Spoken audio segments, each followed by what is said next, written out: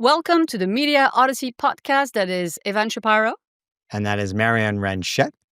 We're back at home recording this week's episode. And boy, we have a lot of ground to cover. We're going to be talking about Jimmy Kimmel. And, I'm going to use Evan to actually, explain to everyone, what's really behind this, right? Because beyond just the commentary about what happened, I think we need to understand in a bit more detail, maybe, what does the FCC do and why we ended up where we are.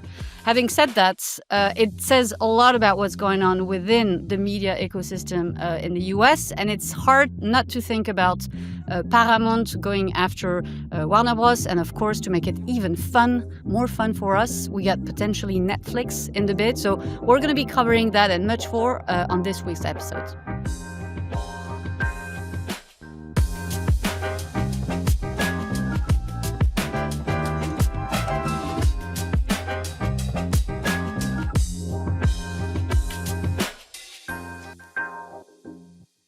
All right, Evan. So I will, give you the floor because, of course, I've read a lot about what happened this past week around, Jimmy Kimmel being fired, then reinstated. But I think we could use, a bit of that explanation on the regulation behind it all. What does the FCC can actually do? Who's this guy, Brendan Carr? Tell us, teach us.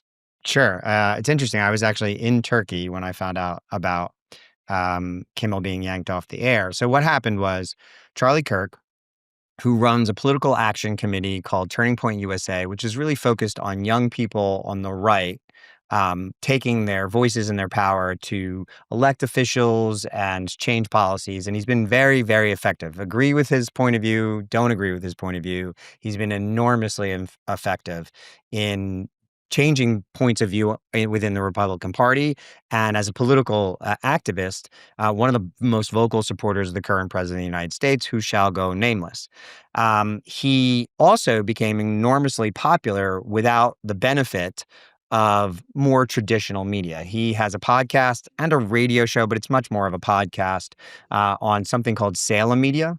He has around somewhere between 500 and 700,000 downloads or listeners per week. Wow. Not 1 million, not 10 million. He's not on broadcast television, but he became a political movement unto himself as a very young man. He started in his early teens, actually, doing all this stuff. And then he was killed. He was murdered by someone who was clearly unhinged for what seems to be unclear motives. It is very confusing. There are people who are saying that he's aligned with the right. There are people who are saying he's aligned with the left. There's a lot of confusing things about his personal communication. So I'm not going to wade into that because I don't know what the facts are, to be blunt. But he was slain, unfortunately, killed with a gun, which is a problem in the United States. And then he became a kind of cultural icon almost overnight. For or against him, he became the flashpoint of conversation globally. A couple days later, Jimmy Kimmel went on air and made some commentary about how the people on the right in the MAGA movement were trying to, A, distance themselves from the killer, and B, use the killing itself as a political tool to gain political advantage. That created a firestorm in and of itself. Now, it should be noted, Jimmy Kimmel has been very political on this late night talk show for a number of years now, since the first time the current president ran for president in 2016. So this is nothing new. And he didn't say anything unusual compared to what he said in the past.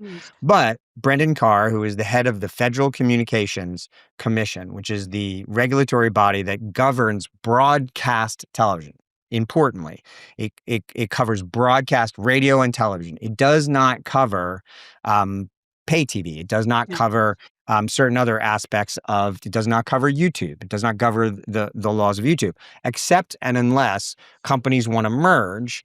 And at that point, if American companies want to merge and consolidate voice and limit the number of voices in the marketplace, then the FCC can get involved and can block that merger or approve that merger, as they just did with the Paramount Skydance merger a couple of months ago.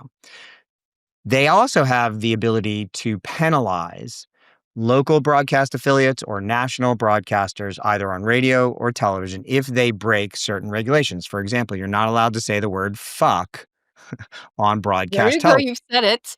Yeah, but I can say it Or on on podcast. YouTube. We're Or on not YouTube. governed. Yeah, Exactly. Yeah. we're not governed by those rules. However, if you say fuck or you show nudity or you Yeah. show certain other acts or say certain words, the most famous case is George Carlin's 7 dirty words you can't say on television. And it created a firestorm and a set of lawsuits and action by the FCC a long time ago, which ended in fines, right? So usually for a violation, actually factually for a violation, if the FCC chair believes that there are violations, they have to file an NAL, a notice of violations. Then the person who is accused or the company that is accused of those violations has a window to respond. If the chair then decides that that response is not adequate, they can then penalize, usually through fines. Every instance is usually a $250,000 fine. So it can add up. If the person says fuck, fuck, fuck, fuck, fuck, that's $1 million, right? Man, And we're gonna be broke. Stop. Stop. but also in the instance of broadcast affiliates, the FCC could actually fine not just ABC for the violation, but then each affiliate for the violation for rebroadcast. So that could add up to millions, tens of millions of dollars. But then after that decision, if they decide that the response is not adequate and the chair wants to continue to penalize them, then the accused, in this case, it would be the Walt Disney Company, has a chance to appeal that. First to the U.S. Court of Appeals in Washington, D.C., which has often found against the current administration. And then if they lose there, they can appeal it all the way up to the Supreme Court of the United States.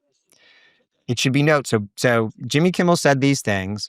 Brendan Carr, who also is responsible for writing the chapter in Project 2025, which is the strategy document that guided the current president's campaign for president and is guiding almost all of the actions they've taken since. He wrote the chapter in the Project 2025 on the FCC and how it was too harsh on voices from the Yeah. right and that it needed to be transformed. Yeah. He's also someone who has gone after waging lawsuits against broadcasters and other outlets in the U.S. because he deemed them not sufficiently behind the president of the United States. He went on some podcast and said, if Jimmy Kimmel isn't fired, we're going to have to take action. He wasn't exactly clear on what that action would be, but it's very clear what he meant, because the only actions he can take are either fines or revocation of licenses. And he named ABC and also the affiliates associated with that. Minutes later, Nexstar, which is the largest broadcast affiliate in the United States. So they own local stations in cities across the country, some of which run ABC, some of which run NBC, some of which run Fox, and some of which run CBS. But he said, or they said, Nexstar said that they would take Jimmy Kimmel off the air if Disney refused to. They would refuse to rebroadcast it in their markets.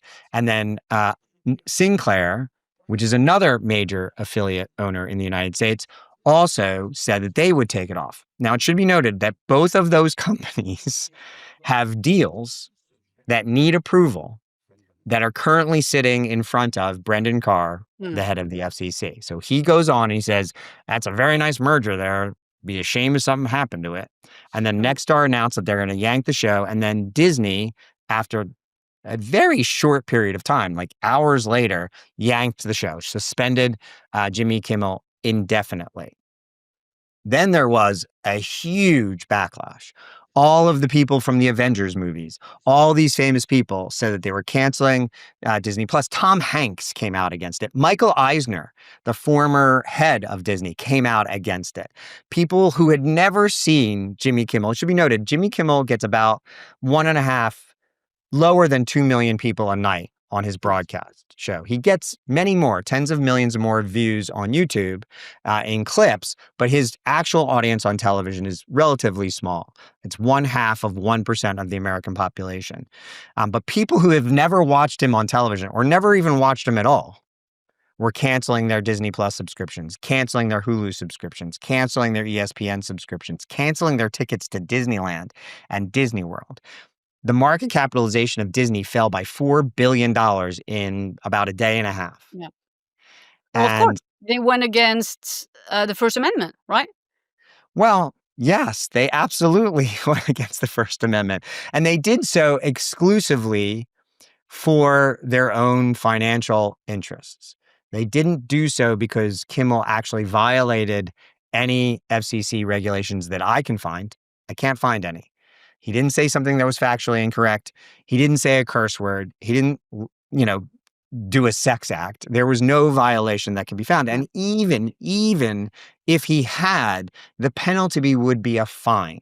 It would never be a revocation. That's my personal opinion, but it's very well educated by the history of the FCC. They've never revoked a license for something like this. They have fined companies if there was a found a violation. But if you read the regulations, which are available online on the FCC's website, there was no violation that I can find. So they Yeah, and decided, you go ahead. wouldn't fire anyone without investigating, right? So when they actually Well, he was one question for suspended. He you. was not fired. He was Yeah, suspended. so that was my question. So he was suspended, yeah, but so it's not like they said suspended until further Well, they said investigation, or did they? indefinitely. Yeah. They Yeah, said so indefinitely. Yeah, and so there was all this backlash, and then it became very clear that Disney was desperate to fix this. They realized that they fucked up, yeah. and they started negotiating with Kimmel's team. I have written numerous times, especially on a Substack piece I wrote this week, that this would be.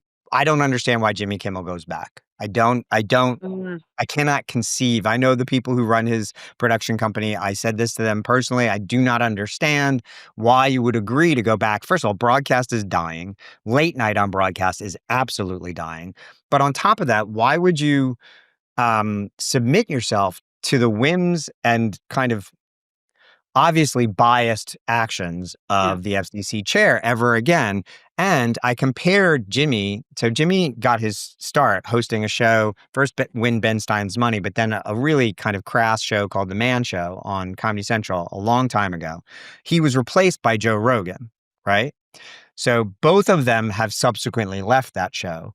Jimmy Kimmel went to host Jimmy Kimmel Live on ABC. He's made about $250 million in salary over the last 25 years in hosting that show. A nice living, right?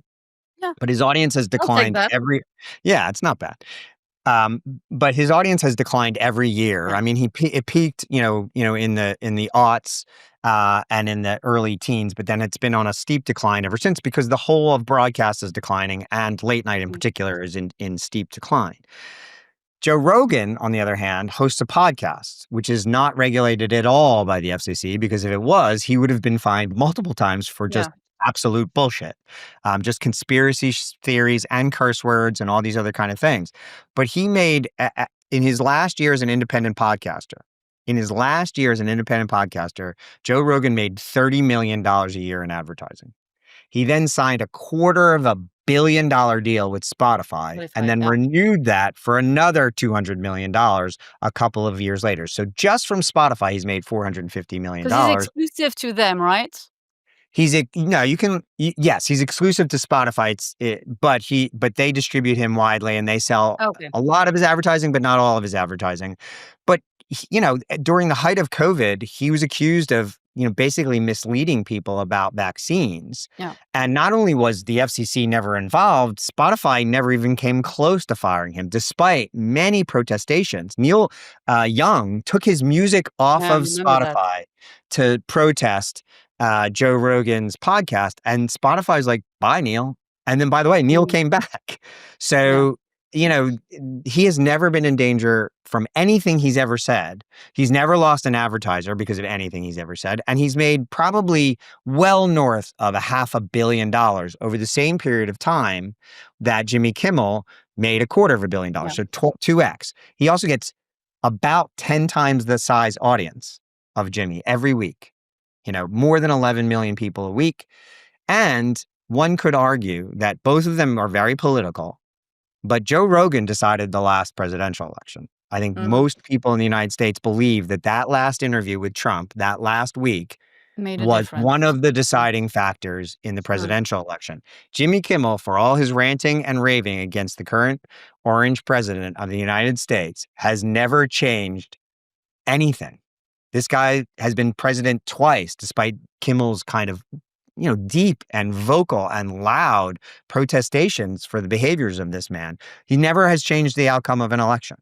So I don't understand why he's turning down more money, more audience, and more power by going direct to the audience on platforms like YouTube or Spotify, as opposed to sticking with ABC, which is a broadcast network, which is a dying format, on late night television, which is a dying format, and not just take his power up and then be free to say whatever the hell he wants to on creator platforms. So Yeah, because that's the that's the thing. shortest version of the story I could tell. Yeah, how do you go back after that and, keep doing your job without being, without fearing, right, that you could get suspended or fired or whatever else, again, right? So in terms of that creativity, he's being, I don't know, silenced in a way in what he's gonna say or not. This is a microcosm of everything that we've talked about. Has there ever been anything like this in France?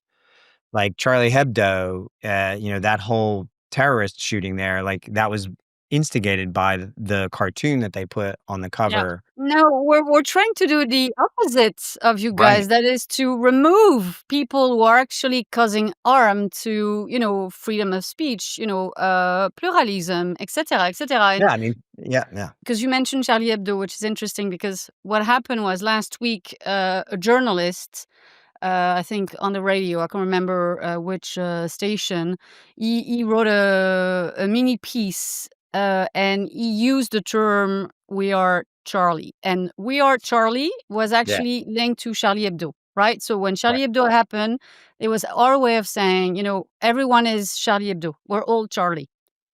The only thing is that this time around, he made the comment about Charlie Kirk, which honestly, for us, represent the opposite Opposite. of Charlie Hebdo. So he melded the two, and there was like a whoosh moment. But what did he do? No one fired him. He just apologized and said that he shouldn't have said what he said. That it was a poor choice of words and comparison. But no one got fired, right? So Yesterday, it was announced that Disney and Kimmel had made a deal for him to go back on air tonight. This is yeah, Tuesday, September 23rd. So I forgot that part of it. Disney yesterday announced that the suspension is lifted, although they are very upset about the things that he said on the television. They were wrongly timed and insensitive. And remember, he didn't make any comments about Charlie Kirk. He commented on the killer. yeah. And that's really a major difference in it. So now he's going back on air. So your point was about him going back on Well, you're air. saying I don't understand why he's going back, and I think okay.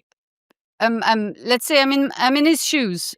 You're not putting this business that you've been working on for 20 years all of a sudden find a new home and crush it, right? So my thinking is he's being pragmatic for him and his team, potentially, and all of those families, living from that show.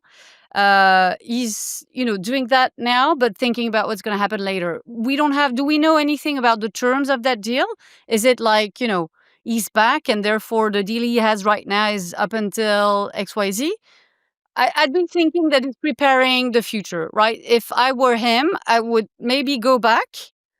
It's like, when you're in a bad relationship or in a bad job, for a moment you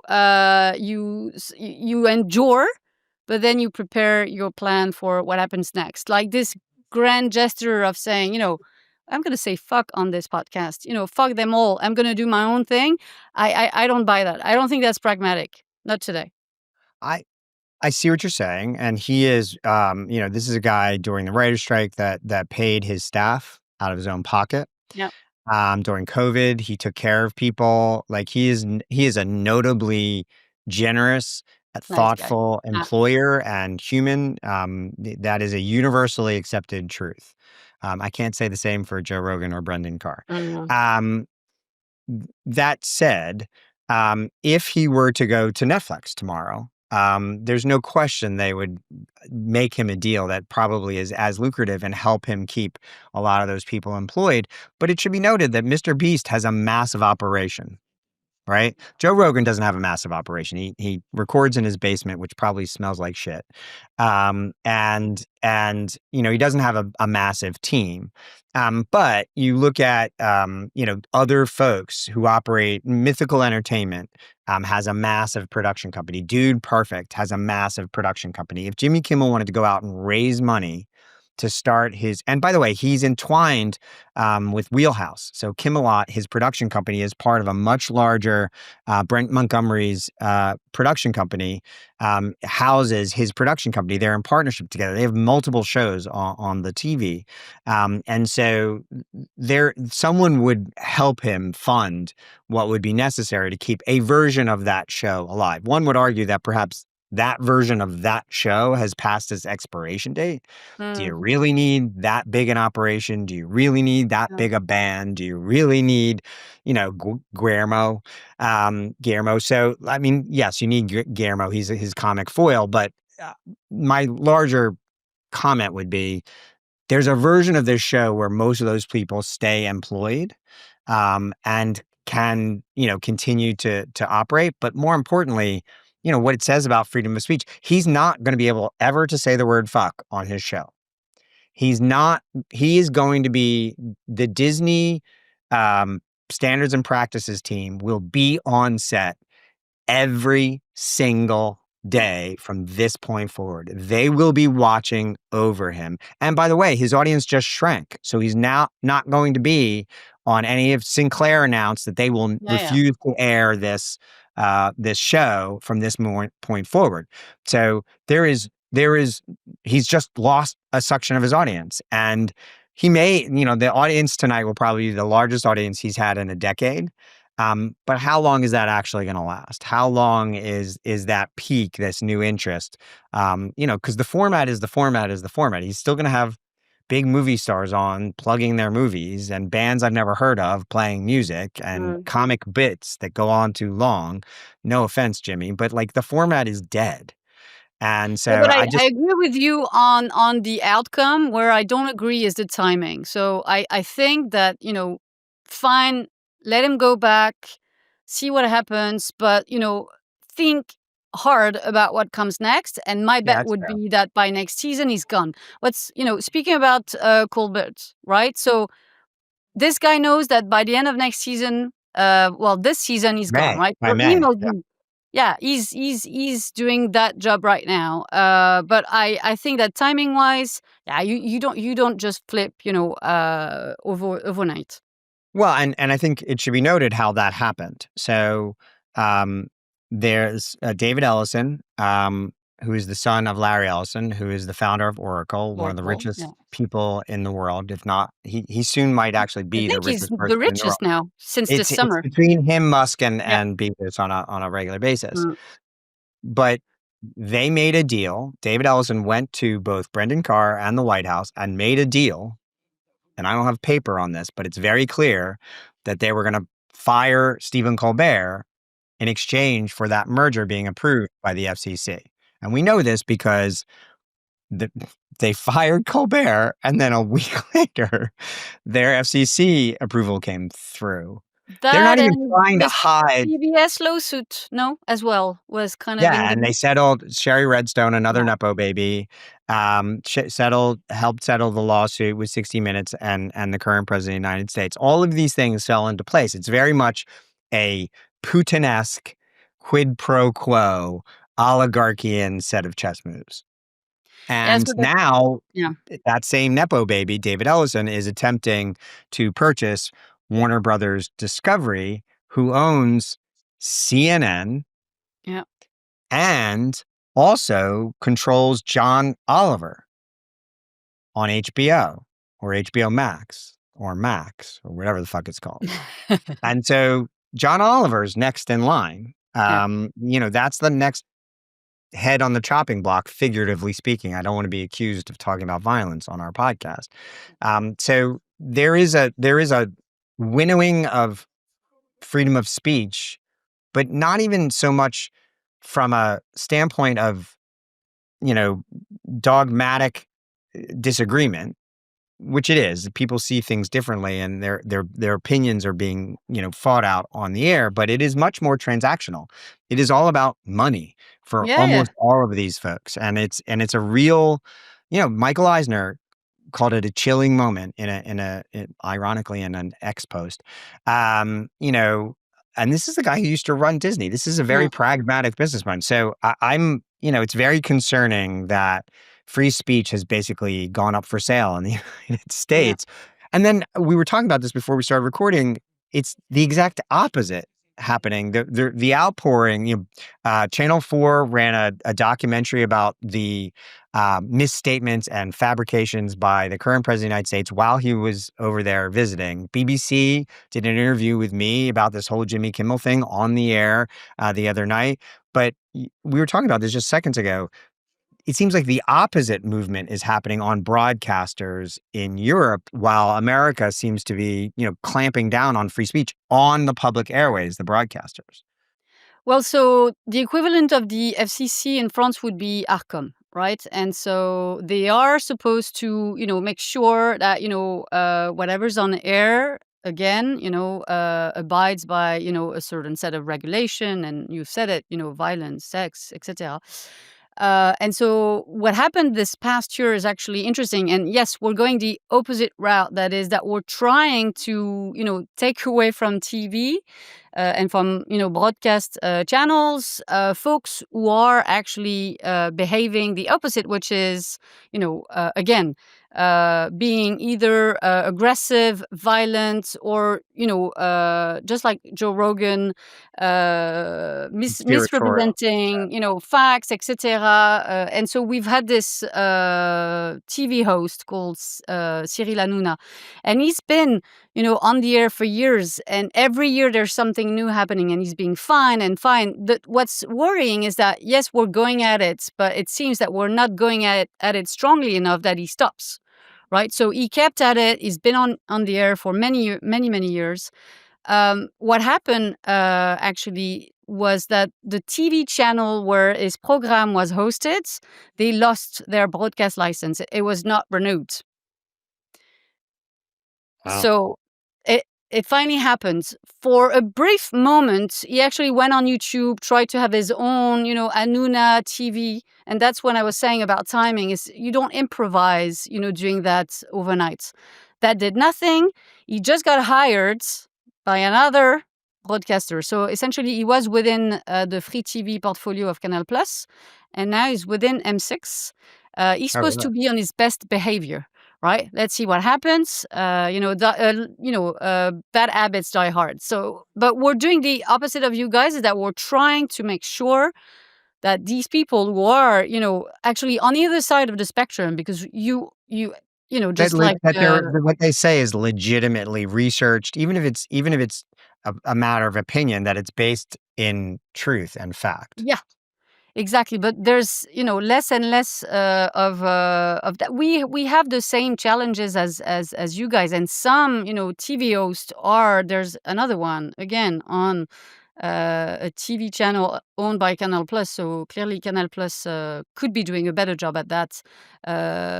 He's And supposed to be a we know sports they listen. So presentator, but now he's like I mean, so all of these guys are taking, a very right-wing, very extreme approach to the way they treat news, etc. And so we're trying to fight that back. yeah, We're not firing, hosts and comedians for saying very, transparently something that you either agree yes or no. But there was no violence. There was nothing. Right? He just expressed his opinion about how this assassination was used by the right wing. So yeah, and it was an opinion, and it people differed with it, but it was in no way, shape, or form a violation. I will say, I will give you a number of different examples of mainstream figures who had pretty large platforms in traditional media who have either been fired or left and almost immediately started their own thing to much greater Yeah. success, much greater influence, and in fact, substantially more money than they were making. I'll use Barry Weiss. Barry Weiss was an editorial writer, is an editorial writer, but she was an editorial writer for the New York Times. She is very polarizing. She would be what I would call a right-leaning libertarian, very much on the Joe Rogan Okay. spectrum of opinion and personality types. She started something called she left the New York Times, where I think she was making somewhere between $100,000 and $200,000 Mm. a year. She went and started the Free Press, which is a newsletter on Substack, just like us, Yeah. right? And massive. She's now Mm. one of the biggest Substacks out there. She's making, I think, tens of millions of dollars a year between Substack subscriptions and other deals that she has. And she's so popular now and so influential and so big that David Ellison is hiring her Are you joking?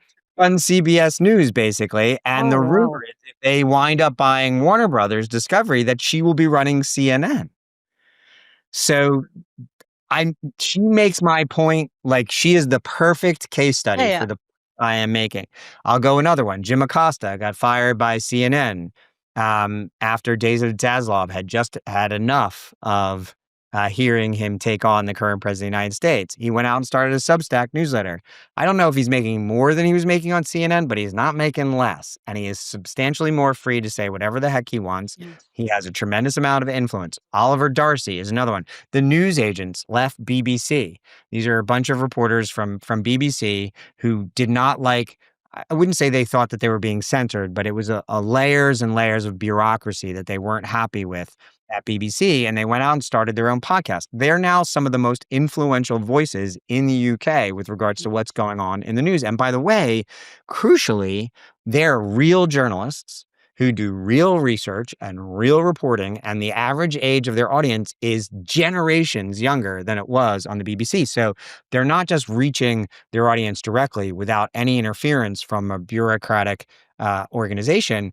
They're also reaching an audience that is in desperate need of fact and truth right now. This is where the misinformation is spiraling out of control, is in Generation A and Generation Z, because they're getting most of their news from social media and not from legitimate news sources. And so, and I can go on. Chuck Yeah, Todd, but I'm I not mean, challenging the fact. Tucker Carlson in Yeah. particular was fired by Fox News.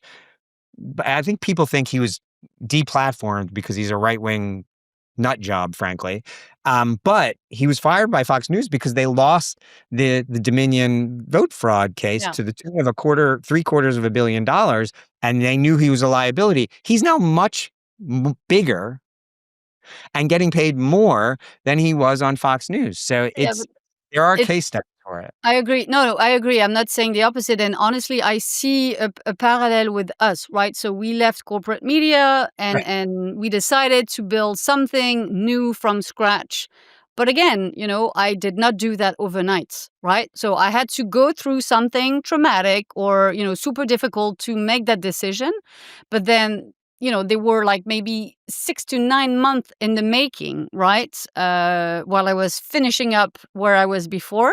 And then I launched. So I have no doubt that, Yeah, and it for could me, it be took a successful number of outside. Yeah. it took a number of years. But the difference between us and them is Jimmy Kimmel is now the most famous person in the face of the earth. Yeah, I see what you mean. Stephen Good the Colbert is timing to yeah. I get like that. I say this to the folks at PBS all the time, and I hope they're listening. Donald Trump, yes, he rescinded $1.1 billion, but he also gave you the greatest advertising campaign. More people care about Yeah, use PBS it. today than did 2 years ago. Yeah. And if you can get out of your own goddamn way, PBS, and start talking directly to your consumers, PBS, and to the consumers who you don't yet talk to, PBS. I know they're You will listening. We find met a PBS listener when we were in Yeah. Denver, so hopefully Yeah, they're so listening. No, it but is time for I you to understand. give up on the broadcastness of it and stop submitting yourself to the FCC and and the government, which obviously hates you, and go out directly to your consumers and find that next generation of supporters. Because in the United States, we don't fund public media like you do Yeah. in Europe and socialist countries. We force them to basically, they take a very small amount of funding from the government, but the rest of the money comes directly from consumers and foundations who support the work that they do. PBS is losing its battle, not because the president of the United States is more powerful than them, but because they don't control 100% of their voice in the marketplace. So I think that's a great segue into what could come next, right? Because so this happened, and now we have Paramount interested in buying, Warner Bros. Discoveries. So to your point, maybe John Oliver is next. That's a shame because I love him. That's the only one I watch, but it's because he's a Brit. I love Brits. And then now potentially Netflix is interested as well. Honestly, given what everything has been happening, I don't see why Netflix would want to have anything to do with broadcast CNN. TV. Well, so Warner Brothers doesn't have any broadcast television. We should note Well, that. They okay, are not so regulated by other than if they decide to merge, they are not governed by the rules of the FCC. They are governed by like the rules of the Justice Department because there's a explain that. difference between broadcast and pay TV. So broadcast is But CNN, is that pay TV? CNN is a pay TV, so they are not governed by the rules of the Oh. FCC.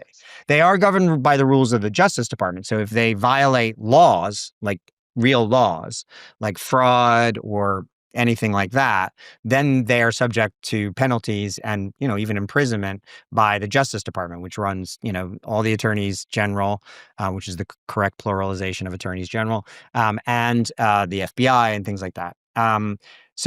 But any merger of Warner Brothers Discovery with another company or sale of that company to another company is subject to approval by the FCC. Yeah. So Okay. any deal to own them, whether it's Paramount or Netflix, would have to go in front of Brendan Carr. And anybody who buys Warner Brothers Discovery is going to be grilled by who I call McCarthy, McCarrhy, a reference to Joe McCarthy, over CNN. I mean, they will be held over the grill on CNN. And So so I wonders what does to Ted Sarandos, who is a notably liberal and yeah, big donor of big Obama, like best Democrat. Yeah. friend with Obama, actually. Is he going to want to go in front of Congress and in front of And go the through that. car? I don't A know, man. business a A lot. business equals, dead on arrival, a dead weight. But okay, one thing though is that Warner is splitting, right? So is there a scenario where Netflix goes after the studio business and then, whatever's left, that famous generating revenue business that is still, a liability long Yeah. term, could that go to someone else? Could that Yeah, be that Paramount takes that piece and then Netflix the rest? yeah. You also have to let me step one step back before I get to that answer. Any day now, we're going to find out that there's a deal between the current orange president of the United States and Larry Ellison to take over TikTok. Oh, yeah, that's true. That's coming. And it's also rumored that Lachlan and Rupert Murdoch are going to be slipped in there as well. I don't know if that's actually going to be true. I don't know that Lachlan Murdoch and Rupert Murdoch want the trouble of owning TikTok, but I could be wrong. But there's no question Larry Ellison is going to wind up controlling a large part of TikTok, certainly doing all of the back end with Oracle, because that's a very profitable business for him. And it's very conceivable that him and his Nepo baby, David, are going to own a large portion of TikTok, like 1/3 to 1/6 to 1/3 of it in some form or fashion, with some other folks. And then what would be very clear is that Nepo Ellison is going after CNN to please the current orange president of the United States and Brendan McCarthy. They're not even trying to hide it. That's the thing. Is used to be back in the day, when they did these deals in smoke-filled rooms behind closed doors, they pretended that this wasn't happening. But now they're just overt about it. Yep, this is what we're doing. We're going after CNN so we can either shut it down or turn it into Fox 2, so that we can bend the knee and please the emperor who has no clothes. So I just don't. I don't. It it's going to be a very interesting set of things to happen. But I think Apple, like, I don't understand why Apple didn't try to buy I Paramount. know I don't understand why Apple doesn't try to buy Warner. Like, they need the library so they need the desperately. library. I do think that And Netflix the sports. needs the library too at this Yeah, point in time. They agreed. need it. Yeah, They need it, absolutely. and they have a shot at, making it something. It's also great to, take HBO on the go, and then, 100 million subscribers, man. You've well, got Game Pro.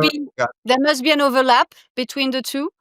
That would be interesting, right? Do we know that? Who is both? Because people are stacking, right? Great So question. Netflix sub and an HBO sub. I had read a few things when Disney and HBO did their bundle. And the bundle is great, and apparently it's battling churn, and it benefited HBO more than Disney. And they were Way saying that more. half of Disney Plus people did not have HBO Max either way, right? So Yeah, of course I believe that's an antenna. I think that was an antenna that was report. Antenna who looked at that, right? But yeah, I'll take the studio business, lots of library.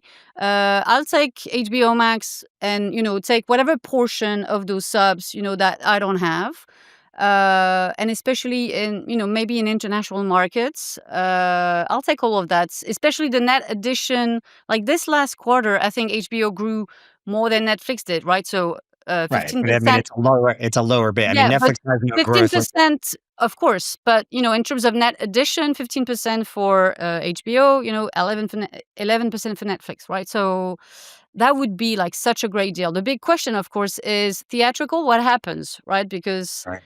Netflix does not like, movie theaters. They don't buy Yeah, it. I think, though, there is evidence that movie theaters and streaming success are not mutually exclusive, and I think Yeah, but Netflix who? No one told Netflix, or Netflix doesn't buy it because they haven't changed their, strategy yeah. and policy on this in They're years, also right? not making very good movies. I mean, let's be honest. No, they're So not. They're their making movies the would worst movie. fail in the box Yeah, office, yeah, but they look at Sinners and they look at Barbie and they look at some of these other titles that Warner Brothers has had out in the last couple of years, and they've done. I think Weapons was also a Warner Brothers movie as well. So, and those are original IP. So, I do think Netflix, and I think you have a much larger point, which is it's very doubtful that Paramount and Warner Brothers, the movie studios, would be allowed, even by these oligarchs in power, to coexist, because that is a limiting of voices. yeah. That is a slimming down and winnowing of consumer choice. So I think you could see where Paramount would be allowed to buy Warner Brothers Discovery, Disco Brothers, but have to divest themselves of Paramount. But what's interesting is Warner Brothers, the movie studio, and HBO Max are being separated into that unit, whereas Mm, CNN and the rest of the cable networks are being separated into another unit. So you're divorcing the library to a certain extent from the property that you would most want. So it's a yeah. complicated. You could see Paramount and Netflix making a deal where Paramount takes CNN and a couple of other properties, and Netflix takes the movie studio. But where does HBO Max go in that continuum? And that's a Paramount needs it difficult. more than Paramount needs it more than Netflix. I Right, but mean, then I don't know how many subs they have without in the US. without the Yeah, library, HBO Max doesn't really have a business. Without the yeah. studio, that becomes a Mm, very difficult business to run. yeah. So I looked it up, and on the French market, if you bring a Paramount and an HBO together, so both have a lot of pay TV channels still. So I think the portfolio would have something around like 25 channels. They are very present within what we call in France thematic channels, right? So I like. Western and etc. etc. All of those, and they still pull together. All of those still pull around 20% of viewing market share, right? So it's small in the grand scheme of thing across all of the TV universe, like maybe closer to 1 or 2%. But so that would be a big pay TV, business on the French market alone, and I suspect that this would be the case in many of the other European markets. And when it comes to the SVOD piece, Paramount Plus is tricky. I mean, they're in France. In other markets, it's within Sky Showtime. I don't think they're doing really great. So HBO, solves a lot of that for them. Yeah, yeah, it does and solve. it's all Yeah, upside because HBO Max, while it is appearing in a lot of places, it's not in the UK. it is in Um, the UK. Paramount Plus, I no, think it is. HBO Max. Oh, HBO Max? No, but in January of next year they will, right? And Right. same in Germany. There's big growth Yeah, that there's is big right growth on the market coming. horizon. So Yeah, that's a big win for whoever yeah, picks them up. yeah. Probably less so for Netflix and more so for Paramount. So that gets to the big question of the week, which is now our last chapter of every episode. Um, what do we think the aftermath of the Jimmy Kimmel affair will be? And I don't mean just for Jimmy Kimmel and for ABC, but what do you think the larger effect on the ecosystem will be? Let's start with you. So I would hope that anyone within the media and entertainment ecosystem is rethinking their strategy, right away. And to the point that you were making at the top, start thinking about, life outside of Hollywood, so to say. That would be my almost not a guess, but more a wish. I wish a lot of stuff. I have this tendency, and that I hope that people hear it and start thinking that it is the way to go. I think this is what's needed, right? At the end of the day, we still have 3 more years of this going. We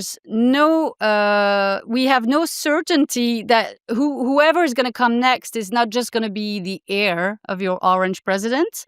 So is that the new normal? Well, if it is, then, start looking outside of Hollywood to, make a living, etc.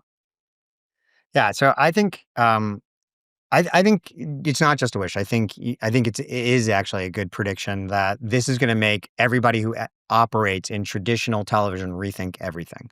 One, do we really want to be? What's the point of broadcast? What's even the point of having a broadcast license anymore if it can be revoked based on a political decision as opposed to a factual decision? So I do think that is going to start having people re-examine the Disneys of the world, the NBCs of the world, the people who in this country have to go before this collection of oligarchy and morons to get approval for mergers and things like that. I think it's going to start to have them rethink. But more importantly, I do think it's going to have a specific effect on the Colberts, the Kimmels, Mm. the Fallons, the Olivers, the Trevor Noahs, the people who are hosting these shows, and they look at Alex Cooper making $125 million in one fell swoop, or they look at the Smartless kids getting $100 million for their podcast, or they look at Dax Dude, Shepard getting. these guys are 60 years old. I They're mean, younger. No, they're younger than me. They're all younger than me. Everyone's younger than me. Um, um, and Dax Shepard, for Jiminy Cricket's sake, like, come on, like Dax Shepard's not a notable talent. No offense, Dax, but he's a fine guy who hosts a okay podcast. He got $80 million for his podcast. The Kelsey brothers got, 9 figures for their podcast. So I think they see these deals being made in the creator economy. And I think the next generation, their late night is over. I think this is the death knell. I've written about this. I think yeah. this is the death knell of this corpse called broadcast and late night talk shows. I think there'll be this spurt of attention between now and when Colbert leaves, but I think that's the end of it. And we're going to see these shows, The Daily Show. It's only moments till they fire Jon Stewart. Only moments till they fire Jon Stewart, because that's the same nepo baby who fired Colbert. So we're just waiting for these heads to roll. These So things I to do happen. think this is the end of broadcast, and specifically, I think it's the end of late night TV. So one thing is, you've said it right multiple times. Every time we get the data from Nielsen on the gauge, you're saying that, even if the viewership, is steering more and more towards streaming, the advertising is not. So That's because more ads are being seen on broadcast. What the advertising community fails to realize is more ads are being seen on broadcast and cable, the two of those yeah, combined, because it's the same 10 million very old people, half of whom have been dead for 2 weeks and their televisions are still running. They're just seeing the same ads over and over and over and over again. It's not because there's a reach there. The top 10 broadcast shows in the United States do not equal the audience of the Those number one yeah, show in yeah. 1975. Yeah, yeah. And so it's not, yes, you get frequency, but you're not getting reach. It is a very specific old audience that's watching the same ads over and over again. So the advertising community really needs to get their act together and stop wasting their money Mm. on cable and broadcast, because it's just not doing them any good, frankly. Yeah. What's fascinating is that indirectly, they've, shot themselves in the foot, and it's only gonna accelerate streaming, right? Regardless Yeah. of what, Colbert and others are doing, it does show that, broadcast TV is not what it used to be, and so, audiences who've been, long gone, never coming back, and those who were maybe, dabbling, like, I don't wanna be watching this if, I don't know whether I'm being It'll served be on something tomorrow that's night. been censored, right? So, Yeah. moving to streaming, moving to social, et cetera. Yeah, that's fascinating. But Yeah, man, and I think your house is on fire, right? I mean, yeah. your house is on fire. Yeah, I know. I'm trying to get out. I think this will be looked back on in the moment when broadcast officially died. And we won't know for years, but I think that the audience exodus will accelerate, which is saying a lot because it's been stampeding away in dramatic fashion from pay TV and broadcast here in the US dramatically over the last 5 years. I think it's actually going to pick up steam, because Okay, so the why would cliff, I continue? Yeah, I think it's off a September cliff. 2025. We'll Yep, see in we a will few look years' back. time. We can look at Well, the we can graph. look back in a year and look at the numbers. This has Yeah, been a let's great do that. conversation. Thank you for helping me unpack all of And I've this. learned a lot of stuff actually, which, See, I yeah, have something to offer, yeah, you Marion. do have something to offer. I'm changing my mind, one episode at a time. There you go. That is Marion Ranchet. And that is Evan Shapiro. Thanks for listening to the Media Odyssey podcast. We'll see you or hear you next week. See you next week.